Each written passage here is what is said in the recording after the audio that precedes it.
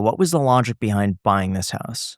Yeah, it is really expensive. It was not like a financially sound decision because of how much money it was.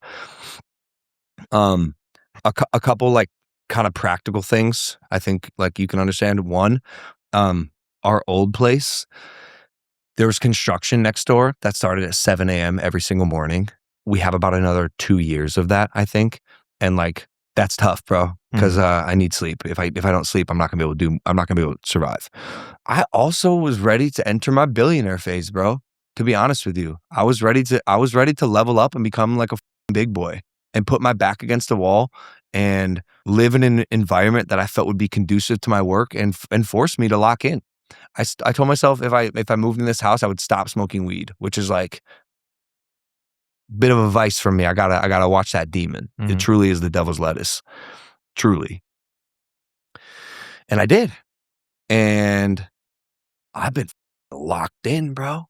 Has having more money made you happier? It's made me more appreciative, which I think manifests itself in like interesting ways. Like it's made me more grateful. Like, bro, I am like glancing outside every so often. Like, I can't believe this is my house. And I'm so grateful for it. And I pray every day and I just thank. And that gratitude is like, provides an interesting level of happiness, I think, that like it hasn't gone away. Like, I also am someone who am pretty good at perspective, which is like way easier said than done. But if you can master the art of perspective, like you're sitting in a good spot. But bro, how can I complain about anything in this house? Suffering is suffering. Shut the up, bro. Shut the up. You're a billionaire in a beautiful house, and there's people like suffering on the streets, bro. Like, shut the up. You're good. And I get it, bro. I have bad days, and I'm gonna complain, and I'm kind of being a hypocrite a little bit, but like, bro, it could be way worse, dog. You know what I'm saying? So you found that you got more motivation buying the house and having this huge purchase that kind of lit the flame. Like your back is up against the wall. Now you got to make it work. I've always loved doing that. I've always loved doing that. Back against it, because I'm a fighter, bro. Like my back's against the wall. Like Jake does the same thing. We do the same thing. Yeah. We're similar in this way. We spend money in a way that like makes us have to continue working. And I also know other successful people who do this as well. Like, spend the money. God make money, bro. Got no choice now. You don't want to let your family down. I don't want to lose the house. Do you think money has changed you at all? Would you say it's for the better or for the worse? I think it's for the better. Because I've been humbled so many other times by life in various regards. Everyone on the internet knows what I'm talking about. But like, dude, I've failed. Like, more times than one. In front of the whole world. That can destroy a person or humble them. But a humility check for any man is not a bad thing. In fact, I think most people need it. I've had to be checked by life like multiple times. And I think it's led me to, if I do say so myself, be like a semi-grounded person who is still somewhat in touch with reality, although living an extremely unrelatable life and having a lot of resources. And I'm proud of myself for that, to be honest with you. The private jet. Do you want to get one? Will you get a private jet? How will you justify it? We travel so much for WWE. Like every Monday, I'm on the road, and I'm also in Puerto Rico. So pull up a map. It's an island to the bottom right of the United States. We can fly commercially pretty easy to the East Coast, which I'm not opposed to, because it obviously you save way more money. And I definitely joke about it, but like, bro, if you can fly commercial, like fly commercial. Fastest dollar earned is the dollar saved. That said, flying private is truly one of the greatest luxuries a human can experience. It is incredible for so many reasons. I've had some of the most remarkable conversations I've ever had in my life and experiences on private jets.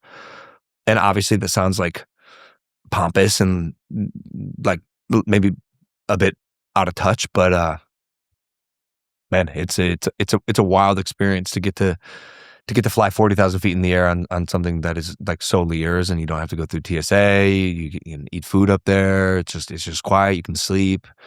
Could you financially justify buying a private jet right now? Yeah. And why don't you? Because it feels like that would also light the fire. Spending a lot of money on other stuff, bro. Collectibles. Okay. For example, Rip It, bro. Yeah. I'll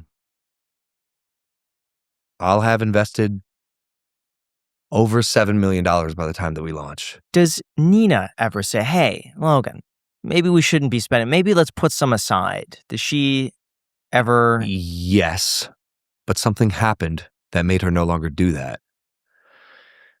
On an episode of our reality show, Paul American, I told her I bought Wayne Gretzky's final championship game hockey stick for $336,000. She was like, what the is wrong with you? Like, in a nice way. She was just like, oh my God, I can't believe you bought a stick for that much. I'm like, it's Wayne Gretzky's the great one. Yeah. You know, my stupid man brain, like rationalizing this insane purchase.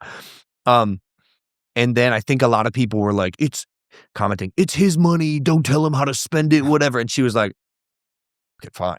Like, you know what? You're right. Spend the money how you want. And I also think she sees that like the stuff that I buy holds its value because they're best in class assets. They're grails. Yeah. You know? And so I think she's gotten a little more trust in my ability to spend money and then have it store its value and hopefully one day make money.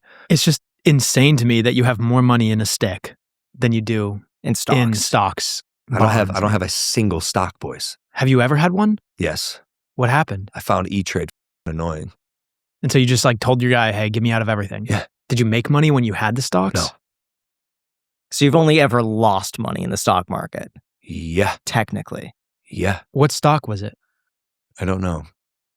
And who told you to buy it? Don't know.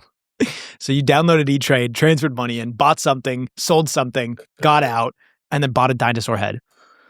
It's about right. A really scary truth is just how vulnerable your digital life is, and most people have no idea until it's too late, and then they're stuck spending several hours trying to solve a problem that they did not create. So don't be like my roommate Kevin, because I kid you not, his identity got stolen 2 years ago, and guess who's still paying for it? Me. Because the one thing he still can't recover is his Venmo. See, the trouble with identity theft and fraud is that it doesn't happen all at once.